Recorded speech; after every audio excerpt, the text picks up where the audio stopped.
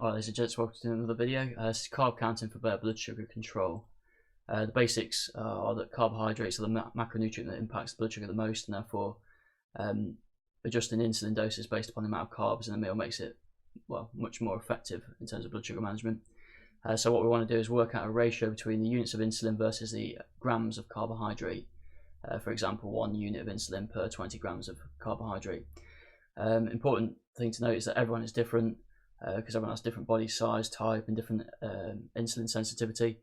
Insulin sensitivity also changes based upon time of day, exercise, temperature, and other variables.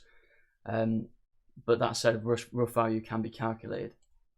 So as an example, and a quick note is that it will be trial and error to begin with hopefully increasing less error.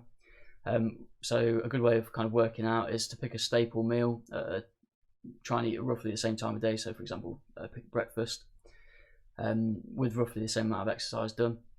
Look at the packaging, count the carbohydrates. Sometimes it says carbohydrates and then underneath has sugar.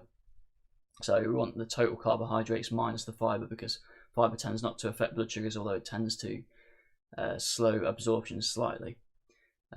High fibre meals. Try somewhere between 10 and 20 grams of carbohydrate per unit of insulin. That's roughly where a lot of people end up, or start off, should I say. If we're someone who's incredibly active, then we might err on maybe more grams of carbohydrate per unit of insulin. So for example, if 100 grams of carbohydrate after taking away the fibre, then try somewhere between 10 units, which would be 1 to 10, and to 5 units, which would be 1 to 20 grams. If blood sugar is too high afterwards, so we could do a blood test or use a CGM or Freestyle Libre or something like that to test 1 hour, 2 hours, and 4 hours afterwards. Then increase it, and if too low, decrease it.